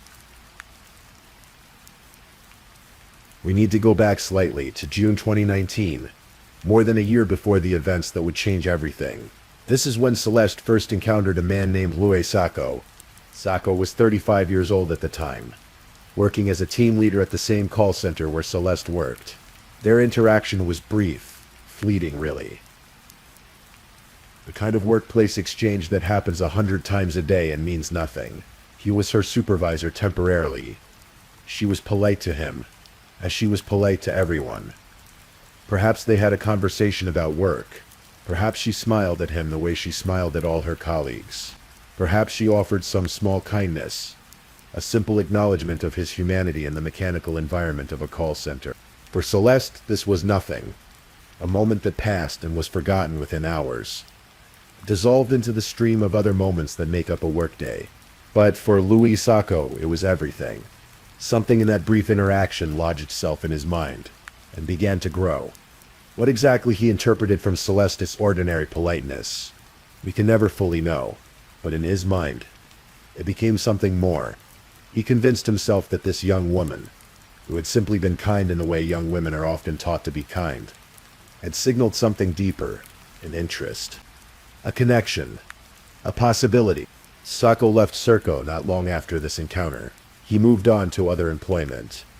His time overlapping with Celeste at the call center had been brief. Most people leaving a job would forget the casual interactions with coworkers they barely knew. They would move forward with their life. Louis Sacco did not move forward. Instead, 3 days after leaving the company, he began reaching out to Celeste online. It started with social media. A friend request, perhaps. A message saying hello. Initially, these might have seemed harmless enough. Former coworkers do sometimes stay in touch casually. But the messages didn't stop. They kept coming, and their tone, their frequency began to reveal something darker. Sacco messaged Celeste constantly. When she didn't respond, he messaged again, and again. The content of his messages began to shift from friendly to insistent. He told her he had feelings for her. He expressed these feelings not once but repeatedly, despite receiving no encouragement. He seemed unable to accept that his feelings were not reciprocated. Celeste did what many women in her situation do. She tried to be clear but not cruel. She told him she wasn't interested. She had a boyfriend. She was happy. She wanted him to stop contacting her. These should have been signals clear enough for anyone to understand and respect. But Sacco didn't stop. Instead, the messages became more intense. He sent hundreds of them. Text messages, social media messages, emails. The digital equivalent of standing outside someone's window, shouting up at them. Except he could do it at any hour, from anywhere. And Celeste couldn't escape it. Every time her phone buzzed, there was the possibility it was him again. The messages revealed a mind that was constructing its own reality. Sako wrote to Celeste as if they had a relationship, as if her repeated rejections were somehow just obstacles to overcome rather than clear expressions of her will. He spoke of love. He spoke of destiny. He seemed to believe that if he just persisted long enough, if he just found the right words, she would suddenly realize they were meant to be together. This is the psychology of obsession. It's not about the other person at all. It's about a fantasy constructed in the obsessed person's mind. A fantasy so powerful that reality itself becomes negotiable. Celeste sees actual feelings, her actual words, her actual life. These things became irrelevant to Sako. He had decided what their story was, and he was determined to make reality conform to his delusion. Celeste, meanwhile, was frightened. The cheerful young woman who loved to laugh was now looking over her shoulder. She was careful about what she posted online. She was worried about going places alone. The joy was being slowly drained from her life by this man's refusal to leave her alone. Celeste did everything right. This is important to understand. When we hear stories like this, there's sometimes an unspoken question. Why didn't she do something? But Celeste did everything we tell people to do in these situations. She blocked Sako on social media. He created new accounts. She blocked those too. He found other ways to reach her. She told him explicitly to stop. He didn't stop. She documented everything. She saved the messages, kept records of his contact. She told her family what was happening. She told her boyfriend. She told her friends. She made sure people knew so she wouldn't be dealing with this alone. And crucially, she went to the police. In September 2020, after months of relentless harassment, Celeste reported Loai Sako for stalking. She brought evidence. She explained the situation. She was, by all accounts, taken seriously by the officers who spoke with her. The police contacted Sako and issued him with an official warning. They told him in no uncertain terms to leave Celeste Manu alone. For a brief time, the messages stopped. Celeste allowed herself to hope that perhaps it was over. Perhaps the official warning. The involvement of law enforcement had finally broken through to him. Perhaps he had finally accepted reality. But Loai Sako hadn't accepted anything. He had simply changed his approach. Instead of sending messages that Celeste could block or report, Sako began researching. He studied Celeste's social media posts like a detective examining evidence. He cross-referenced photos with Google Maps, identifying landmarks in the background, determining location. He was trying to find where she lived. And somehow he succeeded. Using information gleaned from social media posts, using tools that any of us can access with a few clicks, Sako determined the location of Celeste's family home in Mernda. But he didn't stop there. He went further. He obtained somehow a floor plan of the house. He studied the layout. He identified which room was likely Celeste's bedroom. Think about this level of planning. This wasn't impulsive. This wasn't a moment of passion or a crime of opportunity. This was calculated, methodical. Sako was preparing something, working towards something, and nobody knew. Not Celeste, not her family, not the police who had warned him to stay away. The system had done what it was supposed to do. Celeste had reported him. He'd been warned. But warnings, as it turned out, were not enough for someone this determined, this detached from reality. November 16th, 2020 was a Monday night, and Melbourne's spring was moving into summer. The days were getting longer and warmer. It was an ordinary evening in the Mono household in Mernda. Celeste went to bed like she did every night. In her bedroom, the room where she felt safest, surrounded by her things. With her family sleeping nearby, she had no idea that Loai Sako had been outside, watching the house, confirming the layout he'd studied, waiting for the right moment. Around 4 in the morning, when the suburb was at its quietest and darkest, Sako made his move. He approached Celeste's bedroom window from the outside. He was carrying a hammer and a knife. What happened next occurred with horrifying speed. Sako smashed through the bedroom window with the hammer. The sound of breaking glass shattered the quiet of the house. Before Celeste could fully wake, before she could understand what was happening, he was inside her room. He attacked her with the knife while she was still in her bed. She was stabbed 23 times. The assault lasted approximately 2.5 minutes. 2.5 minutes in which Celeste's life was brutally ended by a man whose obsession had finally culminated in violence. Aggie, Celeste's mother, was jolted awake by the commotion. She ran down the hallway toward her daughter's room, but by the time she reached the doorway, it was already too late. Sako had fled back through the broken window, disappearing into the night, and Celeste was dying in her bed, in the room where she was supposed to be safe, in the house where she had lived her entire life. Imagine being Aggie in that moment. Imagine the horror, the helplessness. Your daughter, your child, the person you brought into this world and nurtured and protected, and you couldn't protect her from this. You couldn't stop it. You didn't even know it was coming. Emergency services were called, but there was nothing they could do. Celeste Mano was pronounced dead. She was 23 years old. She had her whole life ahead of her, a career building, a relationship blossoming, dreams still unfolding. All of it ended by a man who couldn't accept that she didn't want him in her life. The investigation moved quickly. Sako had left evidence at the scene. His identity was known because Celeste had reported him to police just months earlier. There was a clear connection, a documented history of stalking. He was arrested within days of the murder. When police examined his background more thoroughly, disturbing details emerged. Sako had been planning this. The floor plan of the house suggested premeditation. His research into Celeste's location showed obsessive determination.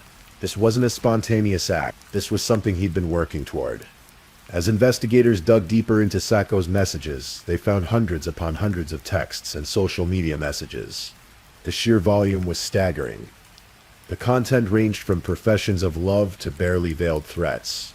Reading through that, it became clear that Sako had constructed an entire relationship in his mind, complete with narratives about their future together, grievances about her failure to recognize their connection, and an escalating desperation as his fantasy repeatedly collided with Celeste's reality. What emerged was a portrait of a deeply troubled individual who had become completely unmoored from reality. But it also raised uncomfortable questions. If all of this evidence existed, if Celeste had reported him, if police had issued warnings, how had he still been able to get to her? What more could have been done? What should have been done? Louis Sako was charged with Celeste's murder. In April of the following year, he pleaded guilty. This meant there would be no trial, no drawn-out legal battle forcing Celeste's family to relive the horror repeatedly. But it also meant there would be no public examination of how this happened. No courtroom drama that might have brought additional attention to the failures in the system. The sentencing hearing occurred in early 2024. The courtroom was filled with Celeste's family and friends, people whose lives had been shattered by her death. Victim impact statements were read. Aggie spoke about her daughter, about the light that had been extinguished, about the future that would never happen. She spoke about the grandchildren she would never have, the milestones she would never celebrate, the simple everyday moments of having her daughter in her life that had been stolen. The disturbing text messages Sako had sent were presented as evidence. They were read aloud in court, each one a testament to his obsession, to the warning signs that had been there all along. Justice Amanda Fox of the Supreme Court of Victoria described the crime as horrific and brutal. She noted Sako's complete disregard for the intervention order that had been placed against him. She acknowledged the terror Celeste must have felt in her final moments. She recognized the devastating impact on Celeste's family. In the end, Sako was sentenced to 36 years in prison. With parole eligibility factored in, he could potentially be released after serving approximately 29 years. He would be in his late 60s.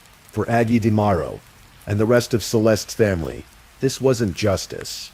Aggie has been vocal in her belief that Sako should have received life in prison without the possibility of parole. She has argued that the sentence doesn't reflect the gravity of what he took, the life he destroyed, the premeditated nature of his actions. She has said that Sako will one day walk free, while Celeste will never come home. Celeste Mano's story didn't end with Sako's sentencing. Her case has become a rallying point for those advocating for stronger protections for stalking victims and more serious consequences for stalkers. The statistics are sobering. Research shows that a significant percentage of women experience stalking at some point in their lives. For many, it doesn't escalate to physical violence, but it does cause psychological harm, disrupts lives, and creates constant fear. And for some victims, like Celeste, it ends in tragedy. Celeste's case revealed gaps in how the legal system handles stalking. She reported her stalker, She was issued intervention orders. Police gave him warnings. But none of these measures physically prevented him from getting to her. They relied on Sacco choosing to comply, and he did. The system assumed a level of rationality and respect for authority that someone in the grip of obsession simply doesn't possess. Aggie DeMauro has become an advocate for change. She has called for stronger sentences for stalking, for better enforcement of intervention orders, for technology that could actually monitor stalkers and prevent them from approaching their victims.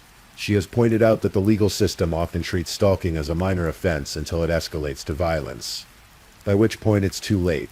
Her advocacy has been joined by other families who have lost loved ones to similar crimes. Together, they're asking a fundamental question. If we know someone is dangerous, if they've been reported and warned, why can't we do more to protect potential victims before tragedy strikes? It's a difficult question because it involves balancing individual rights with public safety. At what point can we restrict someone's freedom based on what they might do rather than what they've done? These are not simple issues, but Celeste's case suggests that the current approach isn't working. It would be easy to let this story be only about violence, only about the man who took Celeste's life, but that wouldn't be complete. Celeste was a person, not just a victim. She had dreams and quirks and favorite foods, and inside jokes with her friends. She had a future she was excited about. Those who knew her remember her warmth. They remember her loyalty as a friend, her dedication to her family, her ability to find humor in difficult situations. They remember the way she made people feel valued and seen. They remember the small kindnesses she showed everyone around her. The same kindness that may have been misinterpreted by a man who couldn't distinguish between politeness and romantic interest. Her boyfriend Chris lost the woman he loved and the future they were building together. Her mother lost her daughter, and had to find that daughter dying in her own home, an image that no parent should ever have to carry. Her friends lost someone irreplaceable, someone who made their lives brighter simply by being in them. Celeste's story is tragic, but it's important that she's remembered as more than a cautionary tale. She was a real person who lived a real life, and that life mattered. It had value beyond the circumstances of how it ended. As you lie there listening to this story, perhaps drowsy, perhaps drifting in and out of sleep, certain questions might linger in your mind. These are the questions that haunt anyone who examines this case closely. Could this have been prevented? If so, how? What would have needed to be different for Celeste to still be alive today? Was the failure individual or systemic? Did specific people make mistakes, or is the system itself inadequate to deal with cases like this? How do we, as a society, balance protecting potential victims with respecting the rights of accused individuals who haven't yet committed violent crimes? What responsibility do we bear when someone tells us they're being stalked? What more can we do beyond telling them to report it to police? These questions don't have easy answers. They're complicated by legal frameworks, by limited resources, by the challenge of predicting human behavior, by the fundamental tension between freedom and safety that exists in any democratic society. But one thing seems clear. What we're doing now isn't enough. Celeste did everything right, and she still died. That suggests the system failed her, not that she failed to use the system properly. Most stalking cases don't end in murder.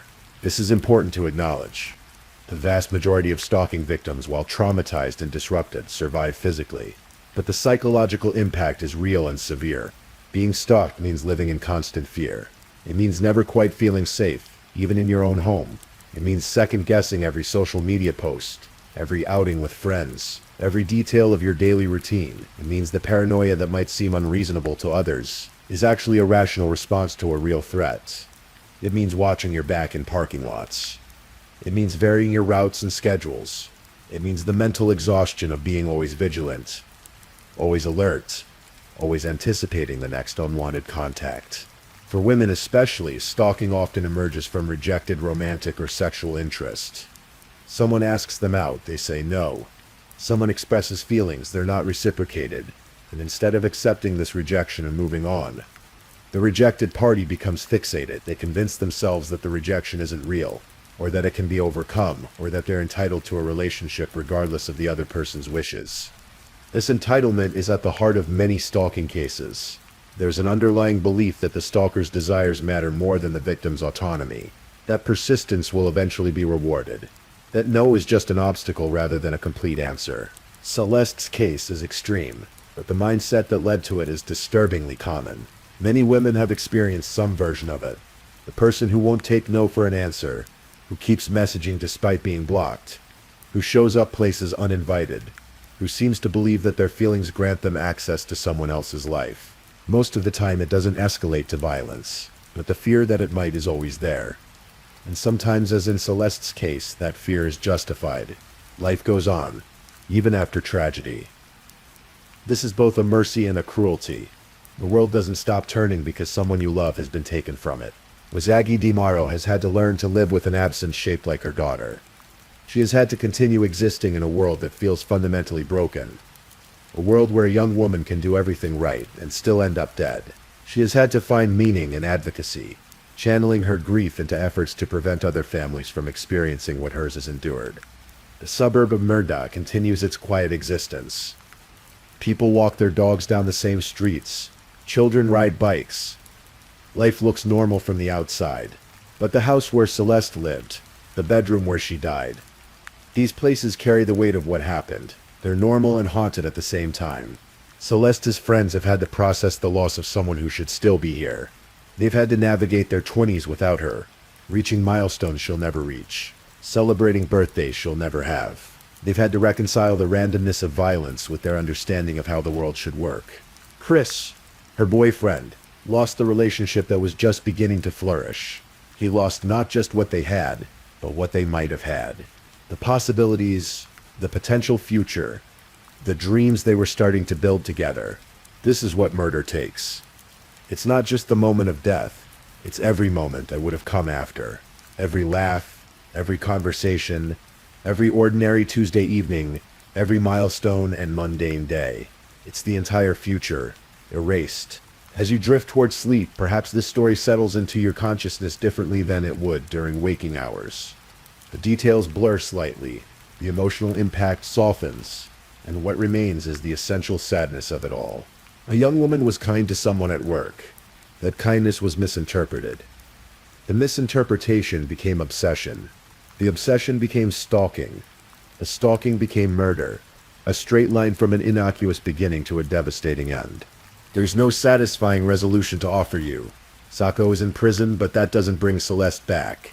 The sentence was handed down, but her family feels it's inadequate. Awareness has been raised, but stalking continues to devastate lives. What we're left with is the memory of a person who shouldn't be just a memory yet. A young woman who loved to laugh, who was building her life, who had the same hopes and dreams and fears that all of us carry. Celeste Monod, not just a victim but a person. Let her story remind us to take stalking seriously, to believe victims when they report harassment, to push for systems that protect rather than merely document. Let it remind us that kindness should never be punished, that rejection is not an invitation to persist, that other people's boundaries are not obstacles to overcome. And perhaps, as you drift off to sleep tonight, spare a thought for a young woman in Melbourne who deserved so much more time than she got, who deserved to grow old, to be happy, to live the ordinary, extraordinary life that every person deserves. That's all we can do now. Remember her. Learn from what happened. Thank you for listening to tonight's true crime story.